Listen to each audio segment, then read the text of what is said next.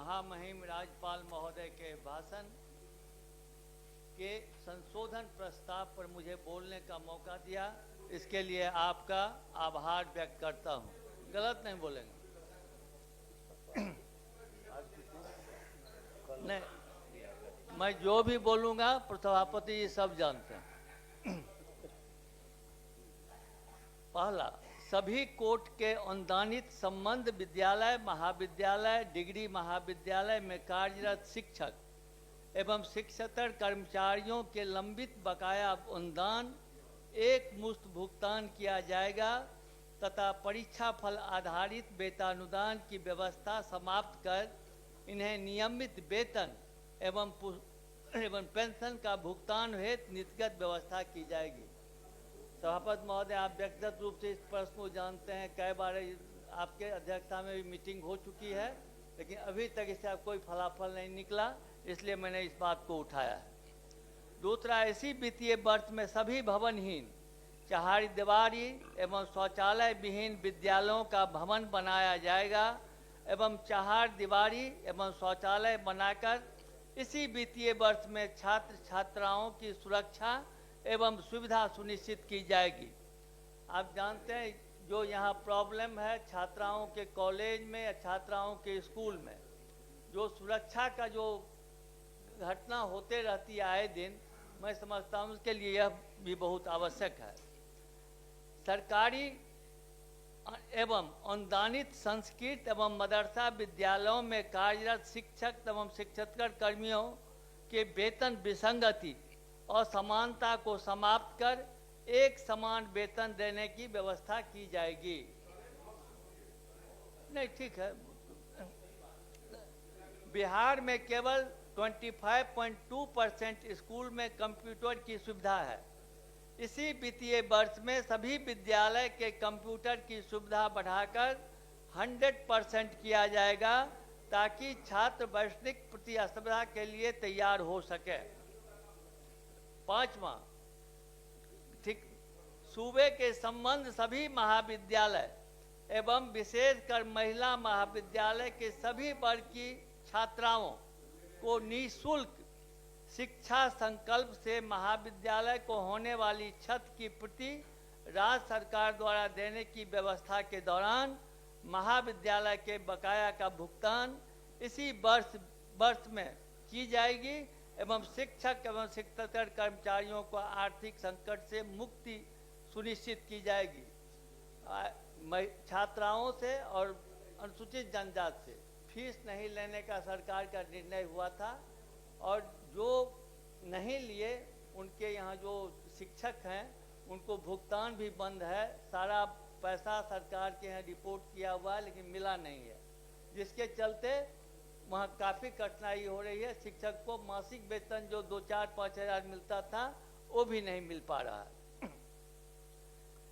इसी वित्तीय वर्ष में सूबे के महाविद्यालय 83-84 के बाद से तृतीय एवं चतुर्थीय श्रेणी के पदों पर भारी कमी को देखते हुए पुनर्गठन या नए नियमित पर सृजित किए जाने एवं नीतिगत व्यवस्था की जाएगी।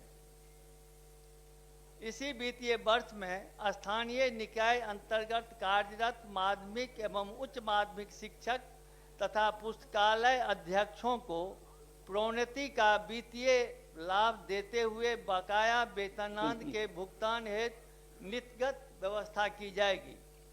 8वां, पुस्तकालय प्रबंधन में लाइब्रेरियन को सचिव नामित करने और 1954 से स्थापित जिला केंद्रीय पुस्तकालय कर्मियों को भी उच्च विद्यालयों में पदस्थापन पुस्तकालय अध्यक्ष की तरह सभी सुविधाओं का लाभ देने की व्यवस्था की जाएगी। इसी वित्तीय वर्ष में राज्य के शिक्षक प्रशिक्षण संस्थान में शिक्षकों की कमी को यूजीसी मापदंड के अनुसार नियुक्त की जाएगी। सभापति महोदय, यही पॉइंट है जिससे आप व्यक्तिगत रूप से भी सभी से अवगत हैं।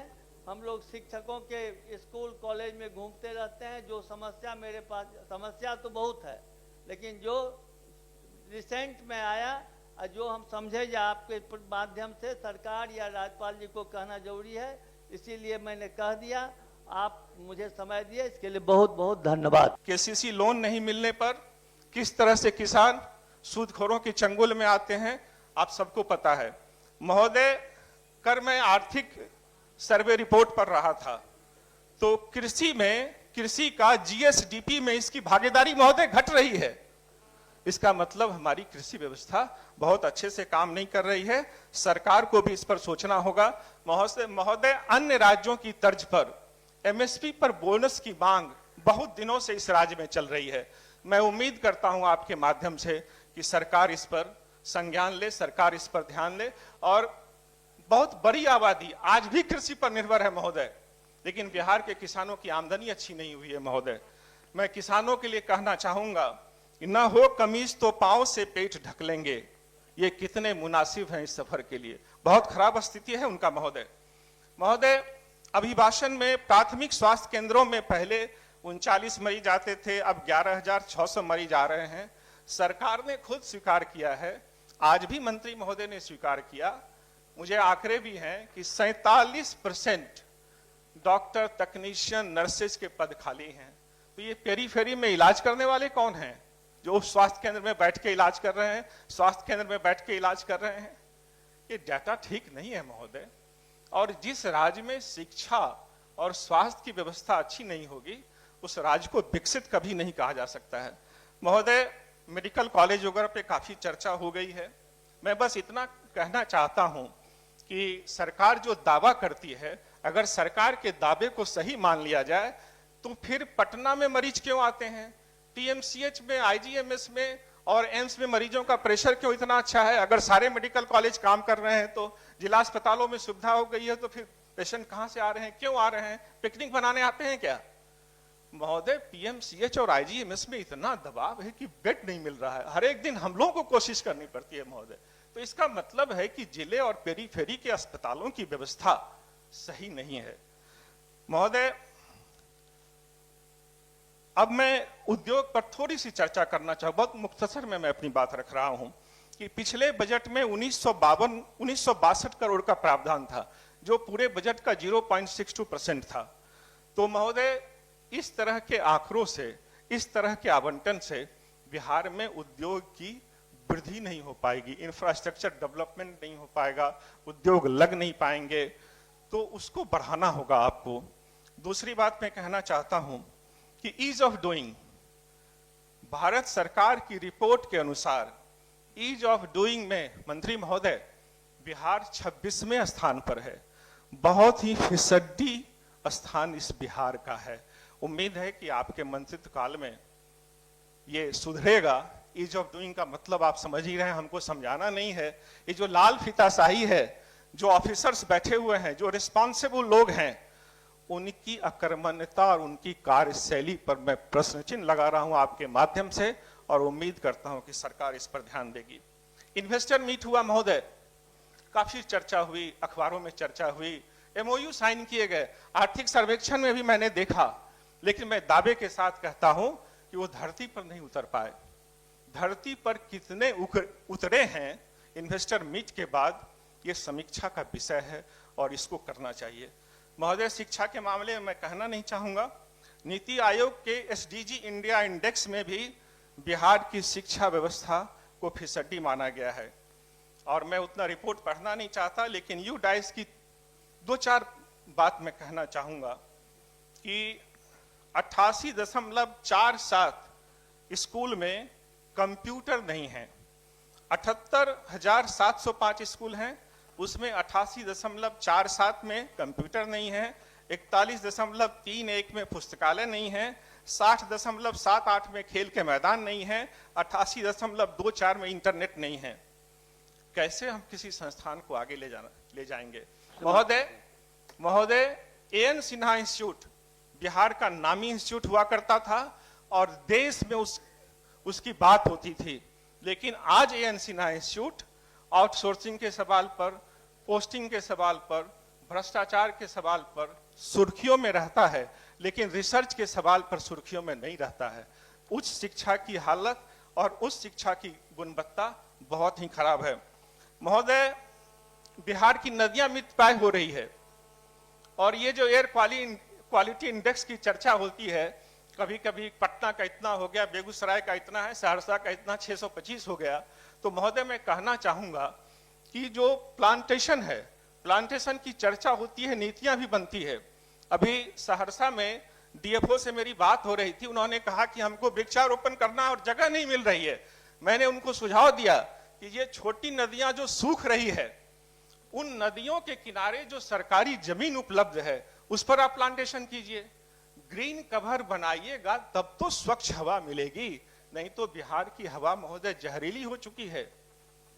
महोदय सुदूर क्षेत्र से 5 घंटे लगेंगे। मैं एक छोटा सा एग्जाम्पल देना चाहता हूँ पटना ने में कि सुपौल के बगल का एक प्रखंड है मरौना, वहां जाने में 2.25 घंटे लगते हैं महोदय, महज 10 किलोमीटर की दूरी है। तो हम सुपौल के लोगों को, मरौना के लोगों को सुपौल जिला मुख्यालय 2 घंटे से ज्यादा में बुला रहे हैं, तो 5 घंटे में पटना कैसे आएंगे महोदय? महज एक पुल की आवश्यकता है कोसी पर, लेकिन वो पुल भी हम नहीं बना पा रहे हैं। तो महोदय मेरा ये कहना है कि समग्र विकास की परिभाषा तब होगी जब तक कोर पेरिफेरी मॉडल को हम अपनाएंगे तो विकास पूरा नहीं होगा। कोर पेरिफेरी मॉडल से मेरा तात्पर्य है कि पटना राजधानी और उसके इर्द गिर्द का विकास हम करें और सहरसा, कोसी, सीमांचल जैसे इलाके पिछड़े रह जाएं। मैं इन्हीं शब्दों के साथ संशोधन प्रस्ताव पेश करते हुए आपका हृदय से आभार व्यक्त करता हूं कि आपने मुझे समय दिया। जय हिंद। Thank you. श्रीमती शशि यादव। मैं महामहिम राज्यपाल के अभिभाषण पे कुछ संशोधन प्रस्ताव रखने के लिए खड़ी हुई हूँ। बहुत और बड़ा है क्या? नहीं, ज़्यादा बड़ा नहीं। और आपने मुझे समय दिया, इसके लिए मैं आपको धन्यवाद देती राज्यपाल हूँ। के भाषण से बड़ा नहीं ना है। जी नहीं। मैं सबसे पहले तो माननीय राजीव रंजन जी ने जो की बात से ही मैं शुरुआत करूंगी कि उन्होंने कहा कि अपार बहुमत मिला। नीरज कुमार, मैं सॉरी, नीरज जी ठीक है, वो हम लोग एक साथ रहे हैं, एक साथ राजनीति किए हैं, तो इसलिए थोड़ा सा हो जाता है। तो चलिए, तो ठीक है, बोल ये जो उन्होंने कहा कि अपार बहुमत उनको मिली है और इधर एक कहर बरपा है। तो अब विपक्ष को क्या कहर बरपा है वो तो सब लोग देख रहे हैं, मगर बिहार की महिलाओं पे जरूर कहर बरप रहा है, ये तो देख रहे हैं हम लोग। और ये कहर हमारी बेटियों पे जबरदस्त रूप से बरस रहा है। जिन महिलाओं ने आपको वोट दिया, आपकी सत्ता बनाई, आज 3 महीने भी उस सरकार के नहीं हुए हैं, मगर हमारी बेटियां मौत के मुंह में समा रही है। नीट छात्रा का प्रकरण बोलते हुए कलेजा भर जाता है, आंखें भर आती हैं कि समाज की बेटी बहुत मुश्किल से आगे बढ़ती है महोदय, बहुत मुश्किल से आगे बढ़ती है। वो परिवार से लड़ती है, समाज से लड़ती है, तब वो आगे बढ़ती है। वो अपना सपना देखती है, वो डॉक्टर का सपना देख रही थी, डॉक्टर बनने का, और उसे जिस तरह से उसकी हत्या हुई है, जिस तरह से उसका बलात्कार हुआ है, पूरे सरकार को शर्मसार होनी चाहिए महोदय, मगर एक जिक्र तक नहीं है। आप बहुत आराम से कह देते हैं कि हमने सीबीआई जांच कर दी। सीबीआई जांच आपने किन परिस्थिति में किया है, उसका परिवार, उसकी मां जब बोलती है, सुने होंगे आप लोग भी, कलेजा फट जाएगा। वो कहती है कि डीजीपी साहब ने मुझे बुलाया और कहा कि ये बात तुम मान लो कि तुम्हारी बेटी आत्महत्या कर ली है। डीजीपी साहब है, कहते हैं कि तुम्हारी बेटी पढ़ती नहीं थी, तुम्हारी बेटी डायरी लिखती थी। कोई एक बेटी अगर डायरी लिखती है तो एक मिनट बोल लेते हैं महोदय, बोल लेते हैं नीरज जी बोल लेते हैं, उसके बाद बोलिएगा।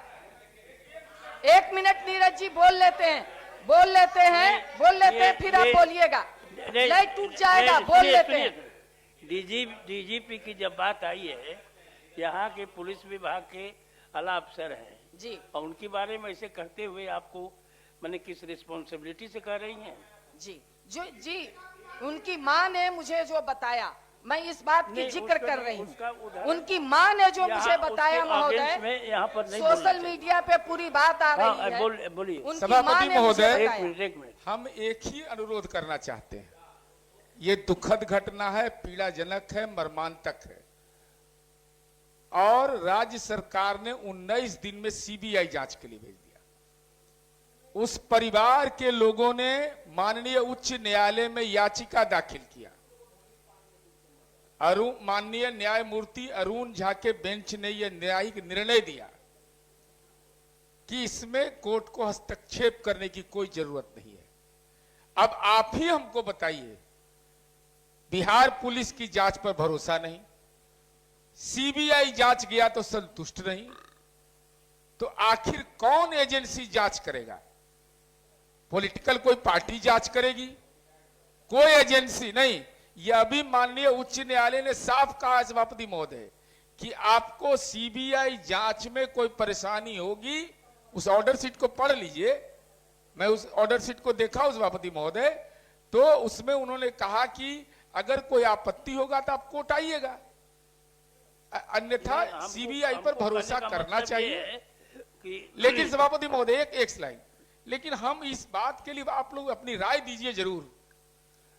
जिसके साथ घटना हुई उस मां की पीड़ा, उसके परिवार की पीड़ा सरेआम नीलाम करने का किसी को अधिकार है? जब राज्य के देश के अंदर पोस्को एक्ट है, निर्भया कांड के बाद माननीय सर्वोच्च न्यायालय का निर्देश है, नेताओं पर जिस ढंग से अनर्गल टिप्पणी की जा रही है और जिस ढंग का अनाप शनाप प्रचार किया जा रहा है, क्या इस बात के लिए सभापति नहीं पोस्को एक्ट का अनुपालन होना चाहिए कि नहीं? ये सवाल महत्वपूर्ण है सभापति हो गया, महोदय ये बात ये बोल चुके हैं। खाली हमारा यही ऑब्जेक्शन जी, था कि डीजीपी का नाम इसमें नहीं घसीटा जी। जाए, अगर आया है तो इसको निकाल दीजिए। जी ठीक है महोदय, क्योंकि उनकी मां ने इस बात को सरेआम कहा है और चल भी रहा है। और मैं ये कहूंगी महोदय कि सिर्फ ये नहीं, बात कर रहे हैं शिक्षा की, बेटी पढ़ने की, बहुत आंकड़े आए हैं, मैं आंकड़े में नहीं जा रही हूं महोदय, मगर परफेक्ट हॉस्टल की बात आप देख लीजिए महोदय। हमारी बेटियां तो पढ़ना चाह रही हैं और इन तमाम घटना से पूरे बिहार की बेटियों में एक भय व्याप्त हो गया है, पूरे बिहार के बेटी के गार्जियन में भय व्याप्त हो गया है कि हम अपनी बेटियों को कैसे बाहर निकालें, कैसे हम पटना उनको भेजें। तो आप बहुत स्कूल खोल लीजिए और बहुत आप कर लीजिए, मगर जब इस तरह का माहौल और वातावरण रहेगा तो हमारी बेटियां आगे नहीं बढ़ पाएंगी, लोग, हमारे बच्चे आगे नहीं बढ़ पाएंगे। और इसी संदर्भ में मैं ये कहना चाहूंगी कि आप कम से कम तमाम अनुमंडल में डिग्री कॉलेज, महिला डिग्री कॉलेज आप खोलें, जिससे कि हमारी बेटियां, हमारे बच्चे आगे बढ़ पाएं। नहीं तो आप बात, बहुत बड़ी बड़ी बात आई है, मगर वो हमारा बात हो रही है, घोषणा हुई है, बहुत पहले से घोषणा हुई है, मगर वो खुल नहीं रहा है। इसलिए जल्द से जल्द इसे खोला जाए। दूसरा संदर्भ में ये कहना चाहूंगी महोदय कि बात आई है राज्यपाल जी के ये में कि तमाम सड़कें और तमाम जो 6 घंटे के अंदर पटना आना, जिला का पूरा सौंदर्यीकरण करना, मगर इसके कारण आप बड़े पैमाने पे बुलडोजर चला रहे हैं। इसके कारण हो या अन्य कारण हो, बड़े पैमाने पे जो बरसों बरस से, 100 बरस से, 50 बरस से जो झोपड़ियां बसी हुई हैं, उन झोपड़ियों पे बुलडोजर आप चला रहे हैं। मगर बुलडोजर, ठीक है आपको बोलना होगा, आप बुलडोजर चला रहे हैं और इस बुलडोजर पे आप कोर्ट में एक कानून है, पीपी एक्ट 1948, उसमें यह भी कानून है महोदय कि आप जहां जो लोग बसे हुए हैं आप उसे पर्चा निर्गत कीजिए, उसको पट्टा दीजिए, और जिस जमीन पर ये नहीं दे सकते उस जमीन पर उन परिवारों के लिए आवासीय कॉलोनी बना करके उनको आप दीजिए। इसी सरकार ने निर्देश दिया है कि बिना वैकल्पिक व्यवस्था के किसी को भी हम नहीं उजाड़ेंगे। कोर्ट ने भी इस बात का निर्देश दिया है कि बिना वैकल्पिक व्यवस्था के नहीं उजाड़ेंगे। मगर जिन महिलाओं ने आपको वोट दिया वो महिलाएं चीख चीख करके कह रही हैं कि हमने वोट दे करके गलती की, 10,000 रुपया लेकर के हमने गलती की, इसलिए आगे से अब कोई पैसा नहीं लेंगे और ऐसी सरकार को हम वोट नहीं करेंगे, ये भी कह रही हैं। इसलिए महोदय इस विषय पर भी ध्यान दिया जाए। दूसरा, निश्चित तौर पर रामबचन राय जी ने भी कहा कि समृद्धि यात्रा, मैं भी इसे समृद्धि यात्रा ही कहूंगी। हम लोगों को अपेक्षा थी कि समृद्धि यात्रा में जो बिहार की महिलाएं जो बहुत कम पैसे पर काम करती हैं, वो आशा कार्यकर्ता हो, आंगनबाड़ी हो, जो मिड डे मील वर्कर हो, आज आपको पता होनी चाहिए कि 6 महीने से जो आशा कार्यकर्ता जो हेल्थ की बात हमारे मंत्री महोदय कर रहे हैं कि हमने हेल्थ में इतना उछाल लाया, या जो हम महामहिम के अभिभाषण में भी है, मगर उस हेल्थ को अगर जमीन पर उतारती है तो वो आशा बहनें उतारती हैं, और 6 महीने से उसे पैसा नहीं मिला है, उनका कमाया हुआ पैसा नहीं मिला है, उसकी कोई जिक्र नहीं होती है। समृद्धि की बात तो है महोदय, हम कैसी समृद्धि चाहते हैं? जो सबसे कम काम करने, मतलब सबसे कम वेतन पर काम करने वाली महिलाएं, जो स्कूल में खाना बनाती है, जिस स्कूल की बात आप कर रहे हैं उस स्कूल में अगर बच्चे उपस्थित हो रहे हैं तो उस पोषाहार की वजह से उपस्थित हो रहे हैं, और उस महिला को आप 4-5 महीने से वेतन नहीं दे रहे हैं। आंगनबाड़ी की वही हाल है महोदय। तो इसलिए ये इस बात को भी लाना चाहिए, शामिल करना चाहिए। और 18 साल से ऊपर और 60 साल तक जो आपने दिया है 1100 रुपया, मैं चाहूंगी कि उसे 2500 रुपया किया जाए। और विकलांग को भी आप वही पैसा दे रहे हैं, जबकि विकलांग कह लीजिए कि बहुत चीजें करने की स्थिति में नहीं रहते हैं। दिव्यांग ही हम कहें तो दिव्यांगों को तो मान लीजिए कि उनको बहुत सारी चीजें, वो अपना कुछ आय अर्जित नहीं कर पा रहे हैं, तो कम से कम उनको 3000 रुपया देना चाहिए, ये मैं कहूंगी। और ठीक है, बहुत विकास हो रहा है, शहरी नाला सड़क ये सारे चीजें हो रहे हैं, मगर जितनी तेजी से हो रहे हैं उतनी तेजी से टूट भी रहे हैं। आप चले जाइए, पटना में ही हम लोग देख लेते हैं, बहुत गांव की बात नहीं करते हैं। इसलिए कम से कम जिस एजेंसी से आप विकास करवा रहे हैं उस एजेंसी को 6 साल तक के लिए रख रखाव का काम जरूर आप दें, ये मैं संशोधन करना चाहती हूं। और साथ ही बेरोजगारी पर बात हुई, बेरोजगारों को 3,000 का आप भत्ता दीजिए। अति पिछड़ी जाति और सुरक्षा और सम्मान के लिए एक विशेष कानून लाया जाए। एम्स सहित तमाम जो हमारे अस्पताल हैं उसमें एक प्रोटोकॉल अफसर की बहाली की जाए। ये बात सही है जो सब लोगों ने कहा, बहुत भीड़ रहती है और निश्चित तौर पर हम लोग चाह करके भी, बहुत सारे ऐसे सीरियस पेशेंट होते हैं जिसमें हम लोगों पर दबाव रहता है कि आप बात कीजिए, मगर नहीं हो पाता है। मगर फिर भी अगर कोई प्रोटोकॉल ऑफिसर रहेंगे तो उनके माध्यम से हम लोग कुछ कार्रवाई करवा पाएंगे। तो ये एक आग्रह है। और लघु उद्यमी योजना, सब लोग कहे कि पहले लघु उद्यमी योजना आया कि 2-2 लाख हम सबको देंगे, वो कहाँ चला गया वो योजना?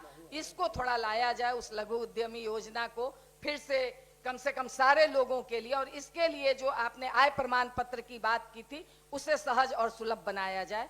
और इसके साथ जो ग्रामीण चिकित्सक हैं, जो कोरोना में, इसको ध्यान दीजिएगा, कोरोना में महोदय उन ग्रामीण चिकित्सकों ने बड़ा काम किया था, तो आप उसे उपयुक्त ट्रेनिंग दे करके स्वास्थ्य मित्र के बतौर समायोजित कीजिए। आपदा मित्र जो कह लीजिए कि आपदा के समय में वो लोकल होते हैं, वो बहुत काम करते हैं, उन आपदा मित्रों को आप कम से कम जो मतलब वेतन, उसे न्यूनतम मासिक वेतन आप दीजिए। ये काम आप जरूर कीजिए। इस आशय का कोई ये नहीं है, वो लोग काम करते हैं, जान जोखिम में डालते हैं, मौत के मुंह में चले जाते हैं, मगर उसे नियमित मानदेय नहीं मिल रही है सरकार। साक्षर भारत के लिए साक्षर भारत के तहत कार्यरत कर्मी संघ जिन्हें सेवा से बाहर रखा गया, मैं चाहती हूं कि उन्हें पुनः सेवा में बहाल किया जाए। पुस्तकालय अध्यक्ष सहित सभी विभागों में रिक्त पदों की भर्ती की जाए और राज्य में डोमिसाइल नीति को लागू किया जाए। विकास योजना के लिए अधिकृत जमीन का मुआवजा कानून 2013 के मुताबिक बाजार दर से 4 गुना दिया जाए। और जिन जीविका दीदियों की बात करते हुए महामहिम के अभिभाषण में बहुत बड़ा व्याख्यान किया गया है, निश्चित तौर पर चलिए जीविका मैं मान लेती हूँ, जीविका दीदियों को आप बहुत आगे बढ़ा रहे हैं, बहुत लगातार अखबारों में भी निकलता रहा है, मगर अगर जीविका हमारा इतना मजबूत है बिहार में, तो फिर माइक्रो फाइनेंस कंपनियां कैसे अपना पांव पसार रही है? कैसे माइक्रो फाइनेंस कंपनियां बिहार में इतनी मजबूत तरीके से पूरे गांव के गांव में तबाही मचा रही है? क्योंकि बड़े पैमाने पे महिलाएं इससे तबाह हैं, उनके घरों में जाती है, उसको अपमान करती है, कहती है कि अगर तुम्हारे पास देने के लिए पैसे नहीं हैं तो तुम जैसे भी हो तुम बेच करके खुद, मतलब वो शब्द मैं यहाँ नहीं कह सकती हूँ, और अगर वो नहीं कर पाती हैं तो उसका गैस उठा के ले जाना, उसका बर्तन उठा के ले जाना। ये जो माइक्रो फाइनेंस कंपनी का अत्याचार बिहार में क्यों इतना हो रहा है महोदय? इसलिए इस बात को लाया जाए और इस पर कार्रवाई की जाए। एक रोटी खा करके घूमते हैं, आज कौन जनता को रोटी नहीं मिल रहा है, कौन लोग किस समस्या से जूझ रहे हैं, इस समस्या को तहकीकात करने के लिए जाते हैं और उसी के आधार पर बजट का निर्माण होता है, काम होता है। ये दिमाग में बात कहां से आई? महिलाओं को 10,000 रुपया, तो कुछ लोगों ने कहा कि सनमारी हो रही है। इसमें क्या सनमारी? 10,000 रुपया, 2 लाख रुपया रोजगार तक एक सिर्फ जनता दल यूनाइटेड भाजपा के लोगों को पैसा मिला है। अरे सबसे ज्यादा आप ही लोग को मिला है। जाइए गांव में जो हजूर लोग जाए, ये लोग को जनता खोज रही है। बता देते हैं सबसे ज्यादा जिस जाति की आबादी है हजूर, उसी जाति का सीएम है। ये आरजेडी के लोग बोल रहे हैं इनका ढेर सीएम लोग है और ढेर पैसा लोग लिया है जीविका दीदी से, तो वो लोग पूछता है ये अब क्या बोले तरह नीतीश कुमार तो दे दिल, नब का कर बता रहा। पब्लिक बोल रही है सर, हजूर पब्लिक बोल रही है कि लोग गद्दारी करते हैं, नीतीश कुमार सबके लिए है और सब काम कर रहे हैं। तो ये लोग बोलते हैं, ये लोग बोलते हैं तो पब्लिक पूछती है कि भाई अब काहे बोल रहे हैं? नीतीश कुमार जो ने कहा वो किया, ये लोग जो कहा वो किया। आज ले ये उदाहरण लोग देते हैं, साथ ही कई लोगों ने उठाया है कि भाई चरवाहा विद्यालय, तो हम तो ये जानना चाहते थे एक को बिहार में बताइएगा। 38 जिला है, 38 जिला है, एक भी बताइए, एक भी बता दीजिए। हम लोगों ने कहा, नीतीश कुमार जी ने कहा हर जिला में इंजीनियरिंग कॉलेज खुलेगा, हर पंचायत में 10+2 विद्यालय खुलेगा, खुला है।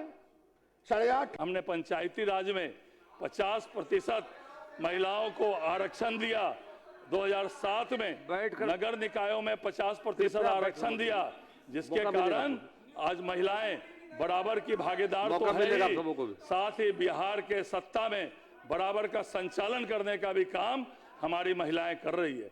आज लाखों हजारों की संख्या में महिलाएं मुखिया है, सरपंच हैं, जिला परिषद की अध्यक्ष है, उपाध्यक्ष है, महापौर है, उप महापौर हैं, जो बिहार के सत्ता के संचालन में को आगे बढ़ाने का काम आज बिहार की महिलाएं कर रही है।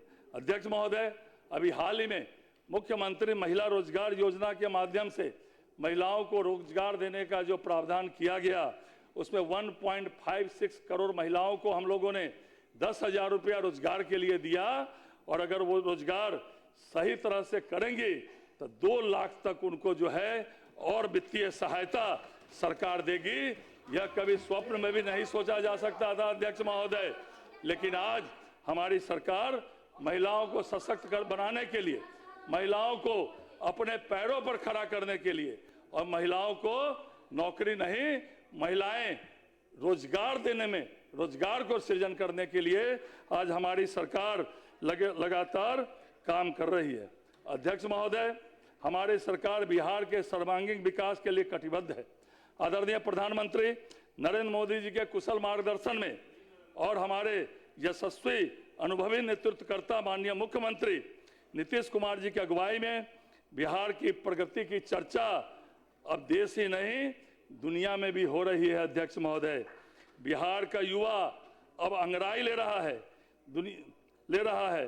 दुनिया बिहार के मेधा को लोहा तो पहले से ही मानती थी, अब बिहारी अपने श्रम के बदौलत अपनी संस्कृति और सभ्यता को देश के कोने कोने में ले जा रहे हैं। अध्यक्ष महोदय, अब हमारी सरकार ने बिहार को युवाओं को अपने राज्य की तरफ मोड़ने का काम शुरू कर दिया है। अब अगले 5 वर्षों में 1 करोड़ युवाओं को सरकारी और रोजगार देंगे, यह हमारी सरकार ने 7 निश्चय में तय किया है। उसके लिए कैबिनेट से मुख्य सचिव की अध्यक्षता में हम लोगों ने कमेटी का भी निर्माण किया। अध्यक्ष महोदय, हम जो कहते हैं वही करते हैं अध्यक्ष महोदय, या कई मामलों में हम लोगों ने दिखाया भी है।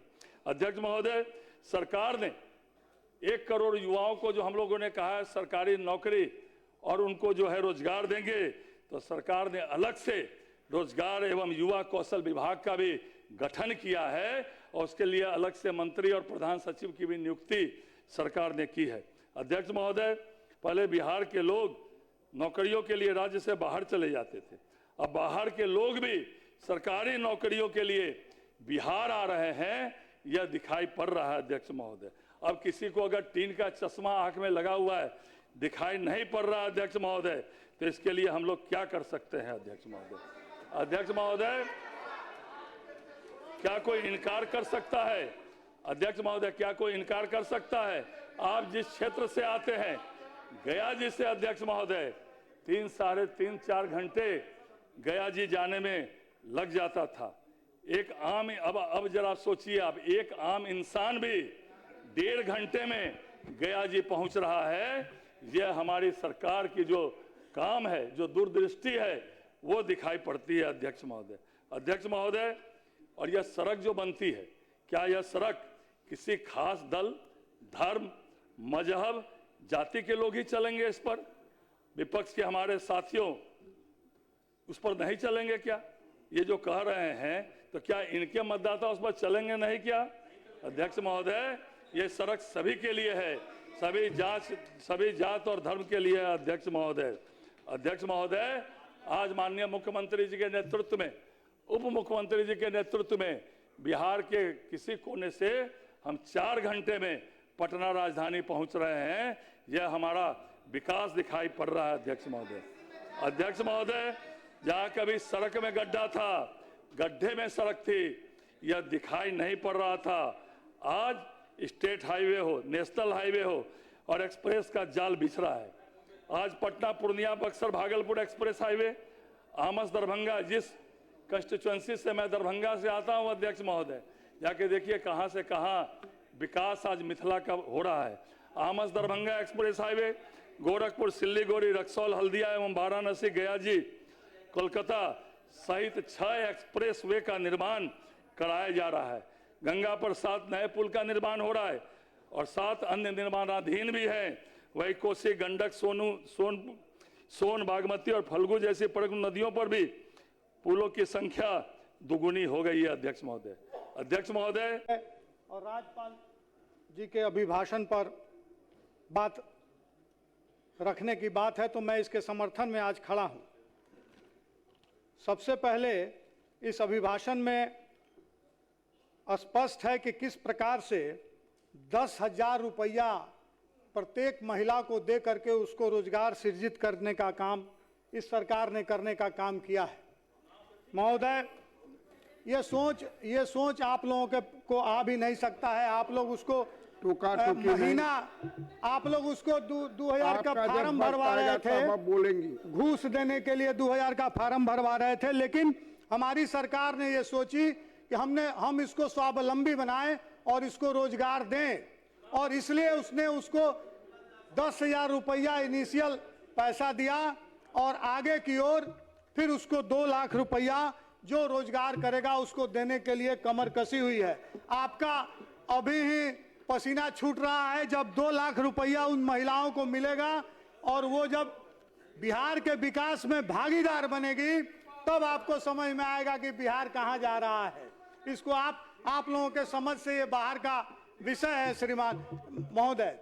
तो मैं इसकी भूरी प्रशंसा करता हूं इस योजना की। बैठे नहीं बोले कि प्रदेश के आधी आबादी को जिस प्रकार से सरकार ने इसमें जोड़ने का काम किया, वो काफी ही सराहनीय काम है। और देश और प्रदेश के विकास के लिए दूसरी जो बिजली जो प्रदेश के विकास के लिए होता है, उसको हर घर बिजली पहुंचाने का काम इन्होंने किया है। हर घर बिजली पहुंचाने का काम हमारी सरकार ने किया और वही काम बात नहीं रुकी है श्रीमान। अब हम लोगों से ये पैरवी करता है कि हमारे खेतों में जो बिजली है उसके वोल्टेज को ठीक करवा दीजिए, जो मोटर ठीक से चले।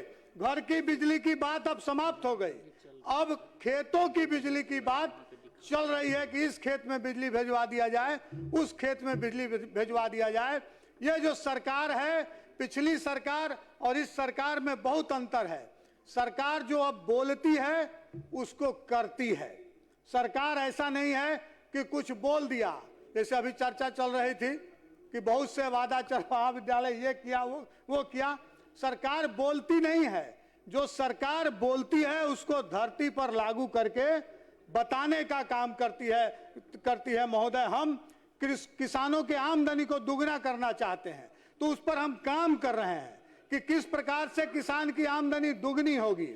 उसका सबसे ज्यादा खर्च पटवन में आता था और उस पर हम लोगों ने विचार किया कि उसको जब हम बिजली दे देंगे तो उसके पटवन का खर्च शून्य हो जाएगा और तब जाकर के उसकी आमदनी दुगनी होगी श्रीमान। इसलिए इस विषय को समझने की आवश्यकता है। 125 यूनिट बिजली फ्री किया गया और 7 निश्चय 3 इसको